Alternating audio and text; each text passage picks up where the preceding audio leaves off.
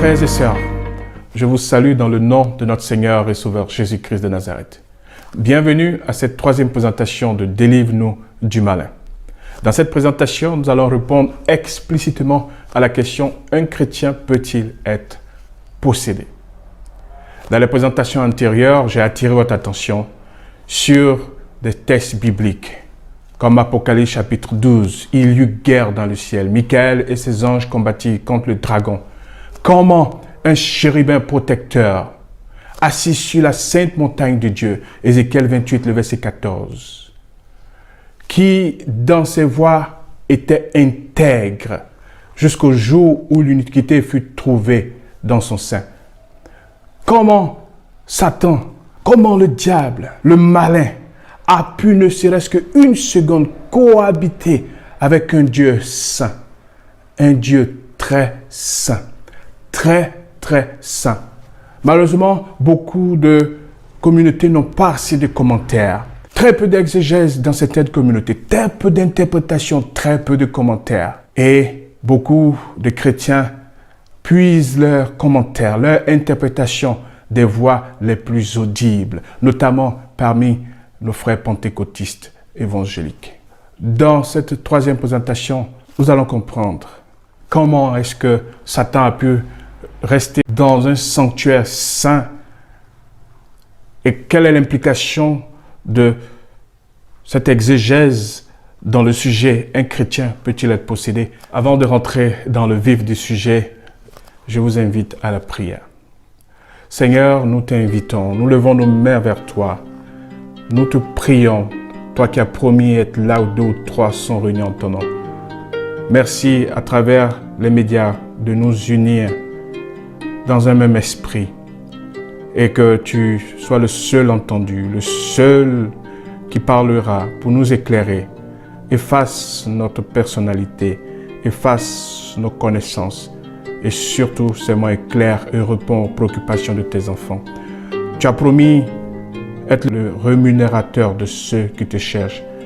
Nous te cherchons de tout notre cœur, nous te cherchons de toute notre force. Révèle-toi à nous et éclaire-nous dans ce sujet. Au nom de Jésus-Christ, nous te prions. Amen. Frères et sœurs, dans le milieu académique où je suis, nous disons souvent que les voix les plus fortes ne représentent pas toutes les voix. Et en tant qu'adventistes du 7e jour, nous sommes en train de faire entendre notre voix. Nous disons aussi que la vérité n'est pas basée sur le nombre de personnes qui ont dit ou fait quelque chose, et encore moins sur pendant combien de temps ils l'ont fait. Nous devons être très audibles aussi en tant qu'adventistes du 7e jour, en tant qu'Église du reste. Dans la Bible, le chrétien est défini de façon très simple. Dans Actes chapitre 11, le verset 26, quand pour la première fois le nom chrétien est donné aux disciples de Jésus, parce que leurs enseignements, leurs pratiques, leurs miracles ressemblaient à ceux de Jésus, ceux qui ont dit ceux-là, chrétiens, des petits Christ, des Christos, ont juste qualifié un comportement, une attitude. Donc, l'appellation chrétien n'a pas été choisie par les disciples, ça a été attribué aux disciples. Mais Jean nous définit clairement c'est qui un enfant de Dieu que nous appelons chrétien. Un chrétien donc est défini simplement dans Jean chapitre 1, le verset 12 à 13 comme suit.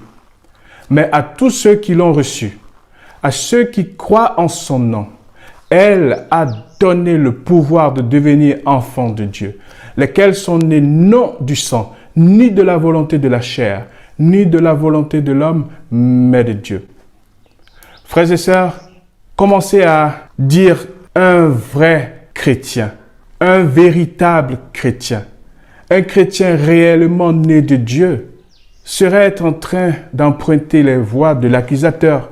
C'est Satan qui a commencé par dire « Dieu a-t-il réellement dit cela ?» C'est pourquoi nous devons faire attention pour ne pas être des relais de l'accusateur. Donc, il n'y a pas un vrai chrétien, ça n'existe pas. Il n'y a pas un chrétien réellement né de Dieu, ça n'existe pas dans la Bible. Dès que vous acceptez l'évangile de Jésus-Christ, vous l'acceptez dans votre cœur, vous devenez un enfant de Dieu. Simple. Il n'y a pas de grâce moins chère, mais il n'y a pas aussi de grâce trop chère. La grâce, c'est la grâce. Et nous allons voir que certains ont eu un choc avec Jésus-Christ lui-même, la Christophanie de Paul. Certains sont juste nés par un miracle. Certains juste par un amour exprimé comme Zachée. Certains par une guérison miraculeuse, par une délivrance. Différentes voies. L'Esprit utilise différentes voies pour appeler les enfants de Dieu. Quand j'avais 12 ans, j'ai assisté à la première délivrance de ma vie. C'était lors d'une investiture de la jeunesse adventiste. Nous étions réunis pour ce grand moment. Je devais recevoir, je crois, mon 2e grade. Quand soudainement, une sœur en Christ est tombée en transe. L'investiture a été perturbée. J'ai vu cette sœur tourmentée par un esprit qui la rendait presque insensible à ce que nous disons. Les pasteurs adventistes, les diacres adventistes ont dû secourir cette sœur. Ça a perturbé l'investiture dans une église adventiste quand j'avais 12 ans. 2 collègues d'un pasteur évangélique très connu, le docteur Charles Kraft, qui ne croyait pas qu'un chrétien né de nouveau, qui a reçu le Saint-Esprit, pouvait être possédé, avoir un esprit impur qui vit en lui, jusqu'à ce que leur propre neveu, nièce, soient possédés par des esprits impurs. Ils ont appris de la manière difficile à ajuster, à changer leur théologie. J'ai vu dans plusieurs églises adventistes, que ce soit en Afrique, que ce soit en Amérique, que ce soit en Europe, en Asie, j'ai vu plusieurs frères adventistes tourmentés par des mauvais esprits, crier au secours pour être libérés. Avant le camp meeting de novembre en France, je suis arrivé une semaine. J'ai rencontré presque seulement quelques heures après mon arrivée 7 frères en Christ qui voulaient savoir si ils étaient sous influence démoniaque. Mais plusieurs autres, pendant le camp meeting, ont eu des manifestations démoniaques. Je ne savais pas qui allait être là. Frères et sœurs, nous avons des frères qui crient. Nous avons des sœurs qui implorent Dieu parce que sous influence démoniaque. Et pour certains, ils soupçonnent cette influence en eux, autour d'eux. Pour d'autres, ils sont surpris de la réalité de ces esprits pendant qu'on prie pour eux. C'était le cas d'une sœur en Angleterre quand nous étions là-bas en 2016 pour former leur pasteur sur la délivrance.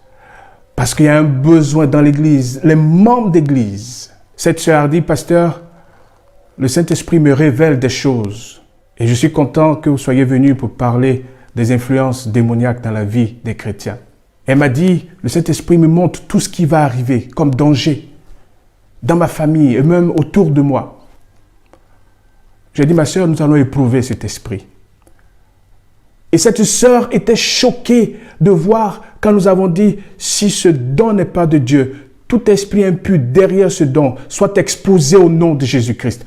Elle était surprise de voir une entité en elle résister à cet ordre. C'était dans l'église que nous avons fait près de 12 heures de délivrance avec des pasteurs de l'église. Donc, frères et sœurs, je trouve que ce serait calomnieux, outrageant, de dire que ces frères et sœurs ne sont pas réellement chrétiens, ne sont pas véritablement nés de nouveau. Dans Luc chapitre 13, versets 2 à 5, les gens attirent l'attention de Jésus. En ce même temps, quelques personnes qui se trouvaient là racontèrent à Jésus ce qui était arrivé à des Galiléens, dont Pilate avait mêlé le sang avec celui de leur sacrifice. Il leur répondit, « Croyez-vous que ces Galiléens furent de plus grands pécheurs que tous les autres Galiléens parce qu'ils ont souffert de la sorte? Non, je vous le dis. Mais si vous ne vous repentez pas, vous périrez tous également. Il dit au verset 4, ou bien ces 18 personnes sur qui est tombée la tour de Siloé et qu'elle a tué. Croyez-vous qu'elles fussent plus coupables que tous les autres habitants de Jérusalem? Jésus dit non, je vous le dis. Mais si vous ne vous repentez pas, vous périrez tous également. Jacques dit, chapitre 4, verset 12, un seul est législateur et juge. C'est celui qui peut sauver et perdre. Mais toi, qui es-tu qui juge le prochain? Oui, Dieu est le seul qui pourra exposer les pensées secrètes en jugement. Le vote de la doctrine croit en Christ, la doctrine numéro 11, pour des raisons d'orthodoxie, c'est vrai, l'énoncé de la doctrine est très technique. On lit clairement que ce triomphe de Jésus nous donne aussi la victoire sur ces forces du mal qui cherchent encore à nous dominer. C'est dit clairement que ces forces du mal cherchent encore à nous dominer. Alors que nous cheminions avec le Seigneur dans la paix, la joie et la certitude de son amour. Alors, clairement, notre doctrine est en train de dire, si Satan cherche à nous dominer, et que nous avons vu dans Genèse chapitre 3, qu'il va nous piquer au talon, le serpent va nous piquer au talon, donc il ne va pas être limité seulement à une tentative. Quand Satan initie quelque chose, c'est qu'il pense qu'il va gagner. Et parce que dans certains cas, il a gagné. Donc quand Satan cherche à nous dominer, Satan va passer de la tentative de la domination à la domination et au contrôle. C'est ainsi que c'est comme un virus, une fois il rentre dans le corps, dans certains corps, il va s'arrêter, mais dans certains corps, il va continuer. Ça ne fait pas d'un être humain en moins celui où le virus a continué. C'est un être humain à part entière. C'est comment donc booster notre système immunitaire qui est important. Mais certains naissent avec des maladies infectieuses. Certains naissent avec des virus. On a vu aujourd'hui des bébés qui naissent déjà avec le Covid. Qu'est-ce qu'ils ont fait pour avoir ce Covid? De la page 182 à 187, il y a 7 caractéristiques de cette doctrine croit en Christ dans le manuel « Ce que croient les adventistes du 7e jour ». La première, c'est vivre sous l'influence de l'esprit. Deuxième, vivre une vie d'amour et d'amitié. Troisième, vivre une vie d'étude. Quatrième, vivre une vie de prière. Cinquième, vivre une vie portant du fruit. Et la sixième, c'est vivre une vie de combat spirituel. Voyez, depuis 2005, officiellement, notre Église parle de combat spirituel que nous devons enseigner. On pensait que quand on parle de combat spirituel, on emprunte cela aux pentecôtistes. Non. Quand Ellen White a publié Le Grand Conflit, c'était déjà le combat spirituel. Et déjà la Bible parle du combat spirituel. Je mettrai inimitié entre toi et sa postérité, depuis Genèse. Et la 7e caractéristique, une vie d'adoration, de témoignage et d'expérience. Oui, frères et sœurs, voilà ce que nos documents officiels enseignent. Alors, nous allons maintenant voir les arguments de ceux qui disent qu'un chrétien ne peut pas être possédé. Un chrétien né de nouveau ne peut pas avoir un mauvais esprit vivre en lui, alors que le Saint-Esprit vit dans son corps, vit dans son être. Nous allons voir, il y a tellement de textes que nous aurons pu citer, que nous pouvons citer, mais nous allons être sélectifs et nous allons regrouper ces arguments en 3. Le premier argument, c'est l'argument qu'on appellerait étymologique. Et ça concerne le mot posséder. Et je vous dis que je préfère le mot démonisé que le mot posséder. Parce que quand vous lisez dans un dictionnaire, le mot posséder, un mot grec, que nous allons voir tout à l'heure, qui est traduit en français par posséder, voilà ce que ça donne quand on utilise ce mot français. Avoir un bien en propriété. C'est-à-dire, je possède ma Bible. Avoir à sa disposition quelque chose. Une église qui possède par exemple une belle chorale contenir quelque chose en soi. C'est-à-dire, une communauté possède un programme que plusieurs trouvent dynamique et intéressant. Le mot posséder que nous avons en français est la traduction d'un mot grec, daimonisomai, ou eke daimonion. Et les théologiens trouvent que le mot posséder est un peu trop fort. C'est pourquoi ils disent qu'un chrétien ne peut pas être possédé. Pourquoi? Parce qu'en français, quand on dit « je possède », on parle d'une propriété, avoir un bien en propriété. C'est-à-dire posséder par exemple la Bible. Dit qu'un démon possède un chrétien, ça veut dire que le chrétien devient la propriété du démon. Dans cette logique, les gens disent non, qu'un chrétien ne peut pas être possédé, créateur. Donc nous concédons ce premier point et le débat n'est pas sur une étymologie ou une utilisation linguistique. Non, le débat n'est pas là. Le débat c'est est-ce qu'un chrétien peut avoir à lui un esprit impur? Est-ce qu'un esprit impur peut vivre dans un chrétien? Passons au deuxième argument. L'argument numéro 2 pour certains, c'est que Jésus a dit dans son enseignement, dans Matthieu chapitre 12, versets 43 à 45, que lorsque l'esprit impur est sorti d'un homme, il va par des lieux arides, cherchant du repos, et il n'en trouve point. Lorsque l'esprit impur est sorti, et il n'en trouve point. Alors il dit, je retournerai dans ma maison d'où je suis sorti, et quand il arrive, il la trouve vide, balayée et ornée. Il s'en va et il prend avec lui 7 autres esprits, plus méchants que lui. Il entre dans la maison, s'y établissent, et la dernière condition de cet homme est pire que la première. Il en sera de même pour cette génération méchante. Donc, partons de cet enseignement de Jésus, certains chrétiens disent qu'un chrétien né de nouveau ne peut pas avoir sa vie vide. La vie du chrétien né de nouveau est occupée par le Saint-Esprit. Oui, ceci l'enseignement biblique. Mais regardez le contexte de l'enseignement de Jésus. Le verset 27 de Matthieu chapitre 12 nous dit « Et moi, si je chasse les démons par Belzébul, vos fils par qui les chassent-ils? C'est pourquoi ils seront eux-mêmes vos juges. » Ils présentent la condition de leur cœur.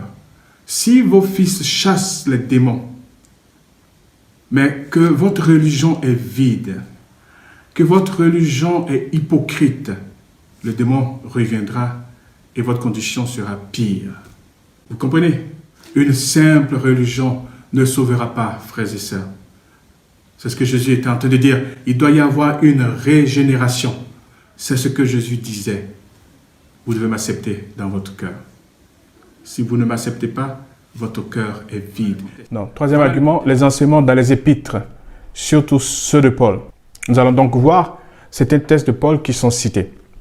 2 Corinthiens chapitre 5, le verset 17.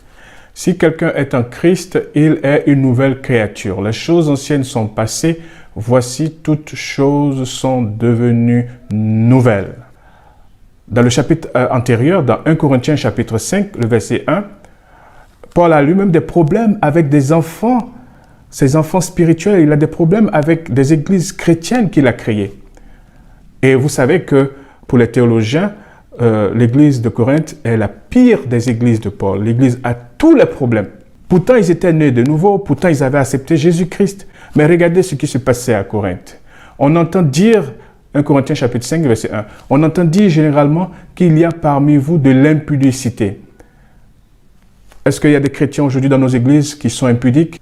Donc, Paul dit, on entend dire généralement qu'il y a parmi vous de l'impudicité et une impudicité telle qu'elle ne se rencontre pas même chez les païens. Paul est en train de dire que des chrétiens ont une vie de débauche qui dépasse ce qu'on voit chez les païens. Est-ce que nous rencontrons ça aujourd'hui dans nos églises? Oui. Paul dit, c'est au point que l'un de vous a la femme de son père. Wow. Paul dit de livrer une telle personne qui a un tel comportement à Satan. On n'aura pas le temps de rentrer dans cette exégèse pour voir qu'est-ce que Paul voulait dire. En résumé, Paul voulait dire que quelqu'un qui s'est retiré de l'autorité de Dieu, c'est quelqu'un qui s'est retiré de l'autorité de Jésus, qu'il aille sous l'autorité qu'il a choisie. C'est ce que Paul voulait dire. Mais Jésus dit qu'il n'est pas venu pour les bien portants, il est venu pour les malades. Donc, est-ce que Paul est en train de contredire Jésus qui dit que ce sont les malades qui ont besoin de venir à lui, donc il doit rester à l'église? Dans 2 Corinthiens chapitre 6, verset 14, Paul nous dit, car quel rapport y a-t-il entre la justice et l'iniquité? Ou qu'y a-t-il de commun entre la lumière et les ténèbres? Quel accord y a-t-il entre le Christ et Bélial? Ou quelle part a le fidèle avec l'infidèle? Quel rapport y a-t-il entre le temple de Dieu et les idoles? Car nous sommes le temple du Dieu vivant. Comme Dieu l'a dit, j'habiterai, marcherai au milieu d'eux, je serai leur Dieu et ils seront mon peuple. Alléluia. Donc ici, ce texte peut être cité pour dire non, un chrétien ne peut pas être rempli, ne peut pas être habité par un mauvais esprit, parce que quel rapport y a-t-il entre le temple de Dieu et les idoles, entre la lumière et les ténèbres, entre le fidèle et l'infidèle? Quel rapport? Il n'y a aucun rapport, donc ce n'est pas possible. Mais quand vous mettez ce texte dans le contexte, parce que ça commence juste par une phrase avant celle que j'ai citée. 2 Corinthiens chapitre 6, verset 14. Ne vous mettez pas avec des infidèles sous un joug étranger. Et ça continue, car quel rapport y a-t-il entre la justice et l'iniquité? Vous voyez, donc déjà mis dans le contexte, ça veut dire tout autre chose. Et quand on met l'enseignement de Paul dans son ensemble, parce que c'est pourquoi les enseignements de Paul doivent être pris dans leur ensemble pour comprendre, on les isole pas. Dans 2 Corinthiens chapitre 7, le verset 12, apparemment Paul va se contredire, alors que Paul n'est pas en train de se contredire. Il dit dans 2 Corinthiens chapitre 7, verset 12, aux autres, ce n'est pas le Seigneur, c'est moi qui le dis. Si un frère a une femme non croyante et qu'elle consente à habiter avec lui, qu'il ne la répudie point. Et si une femme a un mari non croyant et qu'il consente à habiter avec elle, qu'elle ne répudie point son mari. Car le mari non croyant est sanctifié par la femme et la femme non croyante est sanctifiée par le frère. Autrement, vos enfants seraient impurs, tandis que maintenant ils sont saints. Si le non-croyant se sépare, qu'il se sépare. Le frère ou la sœur ne sont pas liés dans ces cas-là. Dieu nous a appelés à vivre en paix. Car que sais-tu, femme, si tu sauveras ton mari? Ou que sais-tu, mari, si tu sauveras ta femme? Seulement que chacun marche selon la part que le Seigneur lui a faite, selon l'appel qu'il a reçu de Dieu. C'est ainsi que je l'ordonne dans toutes les églises. Alors, plus haut, il dit qu'il n'y a pas de part entre les infidèles et les fidèles. Et là, il dit non, que le fidèle ne soit pas le premier à se séparer de l'infidèle. Ici, il est même question du païen. Ne prenez pas un argument qui va contredire toute la Bible. Dans Colossiens chapitre 1, le verset 13, nous continuons donc dans certains arguments qui sont avancés, se basant sur les écrits de Paul, pour dire qu'un esprit impur ne peut pas vivre dans le corps d'un chrétien qui a le Saint-Esprit de Dieu. Donc, dans Colossiens chapitre 1, le verset 13 à 14, il est dit « Rendez grâce à Dieu le Père qui vous a rendu capable d'avoir part à l'héritage des saints dans la lumière, qui nous a délivrés de la puissance des ténèbres et nous a transportés dans le royaume du Fils dans son amour. » Et dans le même livre de Colossiens, chapitre 2, verset 15, il a dépouillé les principautés et les pouvoirs et les a publiquement livrés en spectacle en triomphant d'eux par la croix. Alléluia. Donc voilà, ces textes peuvent être cités pour dire que nous avons cette victoire en Christ, nous sommes transportés dans le royaume du Fils par son amour, nous sommes délivrés de la puissance des ténèbres. Oui, et nous n'avons pas fini l'argumentation, donc nous allons continuer. Mais nous allons voir des textes qui donnent du fil à retordre à ceux qui pensent que les chrétiens ne peuvent pas être possédés. Nous allons arriver à ces tests. Le premier test que nous allons voir est dans Luc chapitre 13, le verset 16. On nous parle d'une femme que Jésus a délivré le sabbat. C'est vrai, il y a le débat autour du sabbat, mais il y a le débat véritable du combat spirituel. Et certains commentateurs arrivent à ce débat. Cette femme qui était une fille d'Abraham et que Satan tenait liée depuis 18 ans, ne fallait-il pas la délivrer de cette chaîne le jour du sabbat? Une fille d'Abraham. Dans Galates chapitre 3, le verset 6, nous lisons que comme Abraham crut à Dieu et que cela lui fut imputé à justice, reconnaissez donc que ce sont ceux qui ont la foi qui sont fils d'Abraham. Donc ça veut dire que cette dame que Jésus voulait présenter comme supérieure aux animaux des pharisiens qui, eux, ils secouraient les animaux le sabbat, mais ils ont voulu juger Jésus parce qu'il a secouru une humaine le sabbat. Donc, il y avait d'abord une interpellation de valeur, mais vous ne pouvez pas valoriser des animaux plus qu'un être humain. À la rigueur, mettez-les tous au même point d'égalité. Donc Jésus dit, mais vous vous détachez, vous sauvez vos animaux qui tombent dans des puits le samedi, et vous ne voulez pas que moi je délivre une femme qui est liée par Satan le samedi. Donc les commentateurs disent que, qu'est-ce que Jésus voulait dire par une fille d'Abraham? Et quand Paul dit dans Galates chapitre 3 que ceux qui sont fils d'Abraham, c'est ceux qui croient. Vous voyez, la foi qui a commencé depuis Abraham, c'est la même foi que nous avons. Si Dieu le Père, Dieu le Fils et Dieu le Saint-Esprit sont les mêmes, la foi que Abraham avait en Dieu, c'est la même foi que nous avons en Jésus-Christ. C'est la même foi que nous avons dans le Saint-Esprit. Ceux qui ont vécu avec Jésus et nous qui vivons avec le Saint-Esprit, c'est la même foi, frères et sœurs. Donc voilà une fille qui avait la foi que nous avons. Elle n'avait pas peut-être notre connaissance, mais qui était possédée. Comme Saül et comme bien d'autres, comme Géasi, qui était avec le grand prophète Élisée, qui avait une double portion de l'esprit d'Élie. L'esprit d'Élie, c'est le Saint-Esprit, qui a fait 12 miracles. Tous les miracles d'Élie ont été presque repris par Jésus. Et quand Élie a fait 12 miracles, Élisée en a fait 24 parce qu'il a reçu la double portion de son esprit. Le même esprit. Pourtant, Géasi, qui était avec ce grand homme de Dieu, a été séduit par Satan. On ne va pas rentrer dans les discussions si Géasi a été possédé ou pas. Mais je veux juste attirer votre attention sur ce qui se passe. Des gens qui étaient proches avec des serviteurs de Dieu. Ce fut le cas de Judas.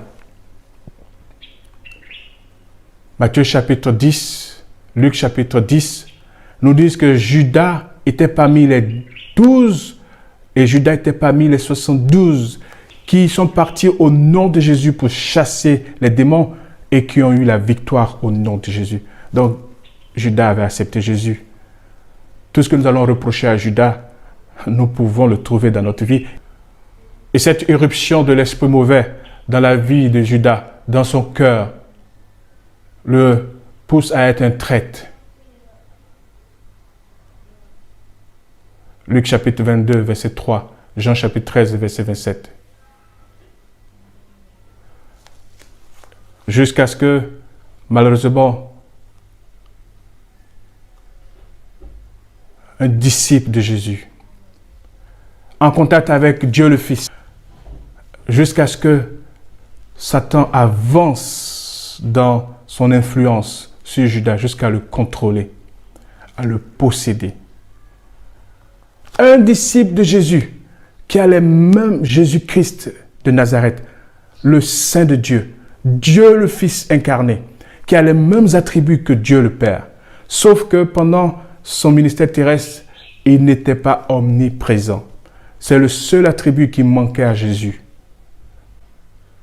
Mais il a les mêmes attributs que le Saint-Esprit, l'Esprit de vérité. Donc, Judas était un chrétien, il avait accepté Jésus, Jésus dit dans Jean chapitre 6, verset 70, Jésus leur répondit, « N'est-ce pas moi qui vous ai choisi, vous les 12? N'est-ce pas moi, le Dieu omniscient qui sait tout, qui vous ai choisi? N'est-ce pas moi, le Dieu omnipotent, tout-puissant qui vous ai choisi? N'est-ce pas moi, le Dieu saint qui vous ai choisi? Et pourtant, l'un de vous est un démon. » Oh, frères et sœurs, c'est pourquoi Jésus prie dans Jean chapitre 17, le verset 11. Il dit au Père, « Je ne suis plus dans le monde, et ils sont dans le monde, où règne le prince de ce monde.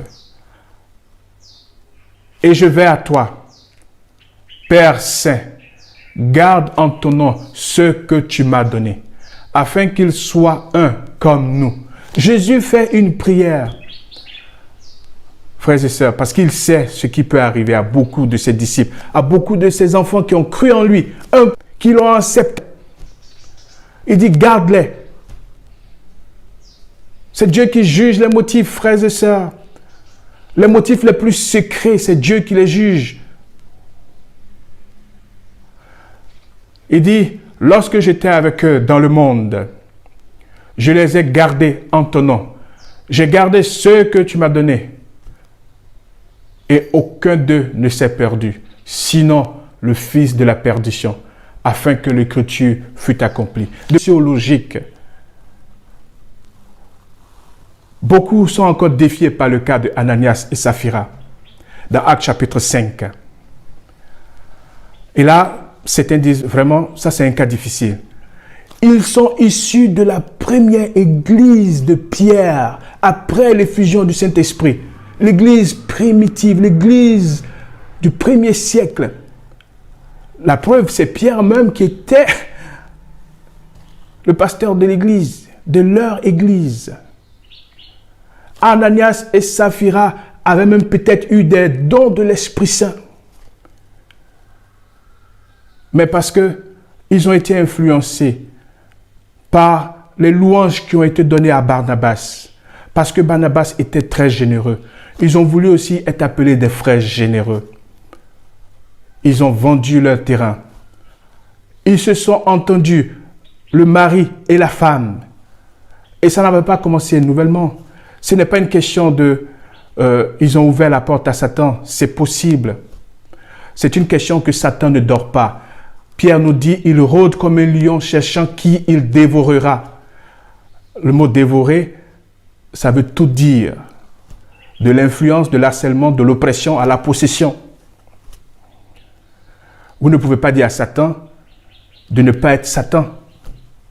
Il sera Satan. Il a été au ciel, il a été avec Jésus, il le sera avec le Saint-Esprit. Donc, beaucoup de chrétiens qui soutiennent la thèse qu'un chrétien ne peut pas être possédé ont du mal à interpréter le cas de Ananias et Saphira. Et l'argumentation, c'est que ils ont ouvert la porte à Satan. Oui, comme nous tous. Moi, j'aurais pu être possédé.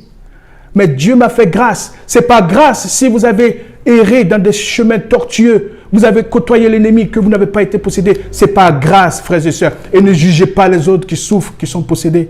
Ce n'est pas grâce que je n'ai pas été possédé. Il y a eu la possession dans ma famille. Pourtant, mes frères qui ont été possédés étaient chrétiens. Ce n'est pas grâce que certains d'entre vous n'êtes pas encore possédés. Mais ne jouez pas avec ce que Dieu lui-même a dit. Malheur à la terre et à la mer. Apocalypse chapitre 12. Car le diable est descendu vers vous, animé d'une grande colère, sachant qu'il a très peu de temps. Ananias et Saphira étaient des chrétiens zélés. Ah, malheureusement. Pierre dit, comment avez-vous laissé Satan remplir votre cœur, frère en Christ? Comment? Il ne dit pas, vous n'étiez pas réellement chrétien. Non, il dit, mais comment vous avez laissé? Il faut résister avec les âmes. Il n'y a pas que des âmes défensives. Il y a aussi des âmes offensives, frères et sœurs. David, dans le psaume 35, parle du petit et du grand bouclier.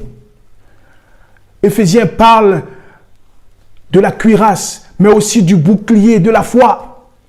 Il parle de l'épée. L'épée, c'est pour attaquer, frères et sœurs. Nous reviendrons sur tout ça dans d'autres enseignements. Ne laissons pas des gens nous laisser juste, même pas sur la défensive. Nous sommes moins que sur la défensive, frères et sœurs. Et moi qui suis dans ce ministère, pas de façon pratique seulement, mais de façon académique, je suis en train de sonner la sonnette d'alarme. Il y a beaucoup de choses qui sont dites sur le cas de Ananias et Saphira. Leur péché a été prémédité. C'est un mensonge qui a été mis en scène, comme beaucoup d'entre nous le faisons, frères et sœurs. C'est pourquoi j'ai dit, dites Seigneur, merci, jusque-là, si je ne suis pas possédé. Et ne vous croyez pas supérieurs si d'autres frères sont possédés. Nous devons les aider. Ellen White dit que nous qui avons cette grâce du combat spirituel, nous devons aider les frères qui sont sous l'emprise du diable. Donc, Ananias et Saphira sont un cas difficile, mais qui montre qu'un chrétien peut être possédé. Nous n'allons pas rentrer dans les détails, mais le mot que Pierre utilise pour dire comment Satan a pu remplir votre cœur, c'est pléro.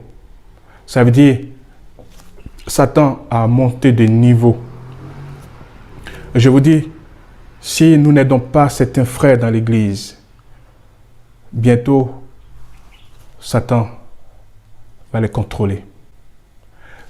Pléro veut dire Satan est monté graduellement, a accompli graduellement sa présence. L'Esprit, Jésus l'avait donné pour que ses disciples soient dans la vérité. Jean chapitre 16, verset 13. Pourtant, Ananias et Saphira étaient dans le mensonge. Et beaucoup d'entre nous aujourd'hui sommes dans le mensonge. On peut dire que le jugement d'Ananias et Saphira était terrible. C'était un jugement trop sévère. Mais Dieu est souverain. C'était l'église naissante. Il fallait purifier cette église pour d'abord montrer que Dieu a une puissance de jugement. Ce n'était pas la première fois avec le Saint-Esprit. Ça a été déjà fait avec Dieu le Père.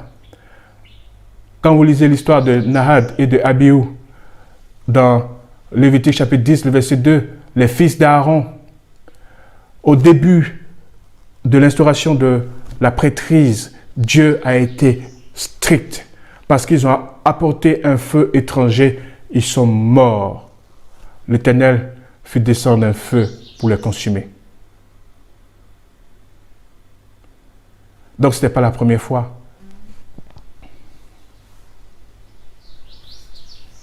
Tout péché est d'abord contre Dieu. C'est pourquoi David a dit dans le psaume 51, « J'ai péché contre toi seul. »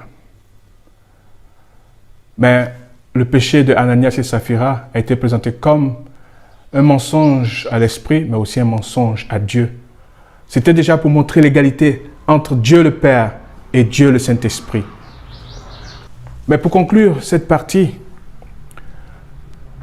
nous allons faire un petit raisonnement par absurde, comme Jésus l'a fait. Et pour réfuter le raisonnement absurde des pharisiens, dans Matthieu chapitre 12, verset 24,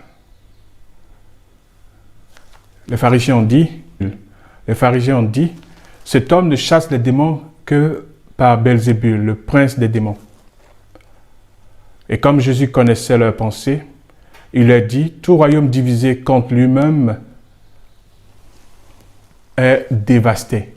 Et toute ville ou maison divisée contre elle-même ne peut subsister. Si Satan chasse Satan, il est divisé contre lui-même. Comment donc son royaume subsistera-t-il? Comment donc son royaume subsistera-t-il? Et si moi je chasse les démons par Belzébul, et vos fils par qui les chassent-ils? C'est pourquoi ils seront eux-mêmes vos juges. Donc, Jésus refute l'accusation des pharisiens par ce raisonnement par absurde. Un chrétien qui a le Saint-Esprit peut-il être possédé? Oui, frères et sœurs. Il peut être possédé sans le savoir, nous le verrons dans les autres leçons. Il peut avoir cette possession avant même d'avoir accepté Jésus, et il peut l'avoir après même qu'il ait accepté Jésus et que le Saint-Esprit soit venu en lui. Pourquoi je dis ça? 11 caractéristiques qui sont propres à Dieu le Père, à Dieu le Fils et à Dieu le Saint-Esprit. Ils sont tous les trois Dieu. Ils sont tous les trois éternels. Ils sont tous les trois créateurs. Ils sont tous les trois omniscients. Ils sont tous les trois omnipotents. Ils sont tous les trois recréateurs. Ils peuvent recréer. Les trois pensent. Les trois sont saints. Et là, j'insiste là-dessus. Les trois sont saints. Le Saint-Esprit ne peut pas être plus saint que le Fils et encore moins que le Père. Leur sainteté est égale. Donc, si Satan a pu être là où était Dieu le Père et qu'il a pu être là où était Dieu le Fils, pourquoi ne pourrait-il pas être là où est Dieu le Saint-Esprit? Être malin, méchant, destructeur, au sein de Dieu. La Bible ne nous dit pas combien de temps il est resté avant d'être précipité. La Bible ne nous dit pas combien de temps il a fait dans l'Éden, alors que Dieu était dans l'Éden avec Adam et Ève. Si vous lisez Jacques Doucan, son nouveau commentaire, ce grand théologien adventiste francophone, sur Genèse, vous allez comprendre la dynamique qui s'est passée entre Dieu et Adam et Ève dans le jardin d'Éden quand Satan est allé les tenter. Dieu ne les a pas abandonnés. Dieu est descendu parce qu'il ne les avait jamais quittés. Dieu était là même quand Satan tentait Ève. Dieu était là. Partout où la divinité a été, Satan a été là. Ce n'est pas une autorité que Satan est chassé d'un endroit. Et Jésus nous a donné cette autorité. En théologie, on parle de 4 voies. On appelle la théologie exposée. Ce que nous disons, comme les gens, certains disent qu'un chrétien ne peut pas être possédé, certains disent qu'un chrétien peut être possédé, Donc ça, c'est la théologie exposée. Il y a ensuite la théologie opérante, ce que nous vivons. Alors, ceux qui disent que le chrétien ne peut pas être possédé, quand ils rencontrent des chrétiens possédés, qu'est-ce qu'ils disent? Vous n'êtes pas de bons chrétiens ou vous avez juste une maladie mentale. Là, on se rend compte que la théologie opérante aura des lacunes. Ensuite, il y a la théologie normative dans l'histoire, où on voit déjà dans les années 80-90 des chrétiens qui ont dit attention,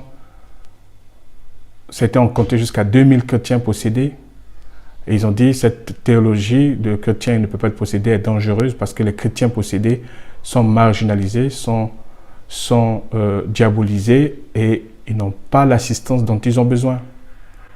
Le pasteur adventiste Vogalen, déjà dans les années 90, a dit que lui, dans son ministère, avait déjà compté 400 chrétiens adventistes possédés.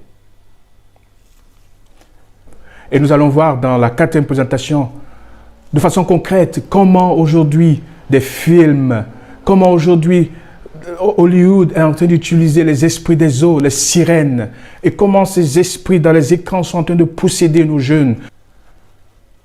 Et je vous dis, le nombre aujourd'hui est en des milliers dans le monde entier. Dans le monde entier. Chaque semaine que Dieu nous donne, chaque jour que Dieu nous donne, nous avons des âmes qui crient, des frères et sœurs qui crient à l'aide. Que Dieu nous aide à leur apporter le ministère dont ils ont besoin. Après la théologie normative, il y a ce qu'on appelle la théologie académique, la théologie officielle. Dans l'application, je vous dirai, frères et sœurs, que je comprends si ceci est nouveau pour vous. Toute idée suffisamment différente de votre vision du monde peut vous apparaître menaçante. C'est normal parce que c'est nouveau. Vous êtes dans une zone inconfortable. Mais on a créé des zones confortables avec des enseignements qui ne sont pas scripturaires. Lorsqu'on est confronté à un ensemble de faits nouveaux, inconfortables, la tendance chez tout le monde est souvent de doubler notre position actuelle plutôt que d'admettre la nouvelle. C'est plus facile, frères et sœurs, d'être ouvert d'esprit lorsque on ne se met pas sur la défensive. Ellen White raconte qu'elle était dans sa chambre un jour, alors qu'elle préparait son message pour le lendemain, à la réunion des travailleurs de la conférence de l'Union du Pacifique. Vous pouvez trouver cela dans le manuscrit 25 du 28 janvier 1910. Elle raconte que pendant qu'elle dormait, se reposait pour le lendemain, à cause de l'importance du message qu'elle voulait donner, une légion d'anges, une légion de démons, d'anges impurs, une légion de démons est descendue dans sa chambre. Ils ont commencé par attaquer son cou, sa tête, son bras, passant par sa mâchoire, jusqu'à paralyser son corps. Toute la nuit, elle s'est battue avec ces démons. Elle a voulu crier au secours, mais elle savait que les frères qui étaient là ne pouvaient pas l'aider. Elle savait. Elle a lutté avec ces démons. Elle dit, mon bras droit, qui au fil des ans a presque toujours été préservé de la maladie et de la souffrance, semblait impuissant. Des légions d'anges mauvais étaient dans cette pièce. Et si je ne m'étais pas accroché par la foi au Seigneur, je ne sais pas ce que j'aurais pu devenir. Frères et sœurs, Ellen White, Dieu merci, n'a pas été possédé. Certains d'entre nous pourront lutter seuls, mais certains ne le pourront pas. Ellen White dit que ce genre de frères ont besoin d'autres frères qui ont eu l'expérience. Ellen White a fait des délivrances. Nous verrons cela dans les prochaines présentations. Et elle nous encourage à être des agents de la délivrance. Parce que Satan ne sera pas vaincu jusqu'au second retour de Jésus, la délivrance ne peut pas prendre fin. Parce que l'influence de Satan va continuer jusqu'à ce que Dieu mette fin à son pouvoir, il n'y a pas de fin à la délivrance. C'est pourquoi Jésus a enseigné dans sa prière que nous devons répéter presque tous les jours, délivre-nous du malin. Délivre-nous du malin. Mon frère, es-tu en train de subir cette même attaque comme Ellen White chaque nuit? Il y a des frères qui sont là pour t'aider. Des adventistes dans le monde entier. Et nous sommes en train de former des frères et sœurs dans le monde entier. Contactez juste là où il faut. Il y a une voix dans votre église. Il y a un ministère dans votre église. Est-ce que vous sentez des voix? Vous entendez des voix? Est-ce que vous entendez des voix? Est-ce que vous êtes oppressé de la sorte, mais vous n'avez pas pu être victorieux? Ce n'est pas parce que vous êtes moins spirituel ou vous n'avez pas la foi, non. Peut-être que vous avez ça depuis par vos liens. Ça n'a pas été coupé. Nous sommes prêts à vous aider. Voyez-vous des êtres dans votre sommeil ou même éveillés? Avez-vous des relations sexuelles avec des êtres qui souvent prennent le visage de personnes que vous connaissiez ou des gens que vous ne connaissez pas? Sentez-vous des odeurs que seuls vous percevez? Ellen White dit dans Jésus-Christ 220, le démon déploya toute sa puissance pour garder sa victime. Et Jésus-Christ, page 394, celui qui, alors qu'il cheminait parmi les hommes, guérissait les malades et chassait les démons, est encore aujourd'hui le même puissant Rédempteur. Amen. Que Dieu vous aide. Alors que vous passez par ces moments difficiles, que vous criez pour avoir de l'aide, que Dieu vous conduise à l'aide dont vous avez besoin. Que Dieu entende votre cri sincère au nom de Jésus-Christ de Nazareth. Jésus dit, maintenant a lieu le jugement de ce monde. Maintenant le prince de ce monde sera jeté dehors. Et moi, quand j'aurai été élevé de la terre, j'attirerai tous les hommes à moi. C'est pourquoi il dit dans Jean chapitre 16, verset 11, « Le prince de ce monde est jugé. » Matthieu chapitre 25, verset 41. « Satan sera jeté dans le feu éternel, préparé pour lui et pour ses anges. » Oh, frères et sœurs, c'est pourquoi Jésus dit, « Prenez courage, j'ai vaincu le monde. » Jean chapitre 16, verset 33. Nous allons prier. Seigneur, ta victoire est la nôtre si nous la demandons. C'est pourquoi tu as enseigné de demander avec insistance, de frapper, de chercher et nous trouverons. Seigneur, que tous ceux qui cherchent la délivrance la trouvent au nom de Jésus-Christ, en ton nom glorieux qu'ils la trouvent, dans ton Église. Seigneur, nous avons pour certains prôné des théologies, des théories qui n'étaient pas selon ta parole. Aide-nous à ajuster cela avec humilité, avec reconnaissance. Et que notre Église et que toutes nos églises soient prêtes à apporter une assistance à ces frères et sœurs qui souffrent, pas de maladies psychiques, pas de maladies mentales, mais d'influences démoniaques, d'esprits impurs, hérités ou malheureusement invités. Seigneur, c'est toi qui juges les motifs, c'est toi qui juges les cœurs. Que nous ne prenions pas ta place, que nous n'usurpions pas cet attribut divin, cette prérogative divine. Bénis tes enfants qui ont eu l'espérance, qui ont eu la foi, et que tu sois le seul à leur apporter la délivrance. Au nom de Jésus-Christ, nous te prions. Amen.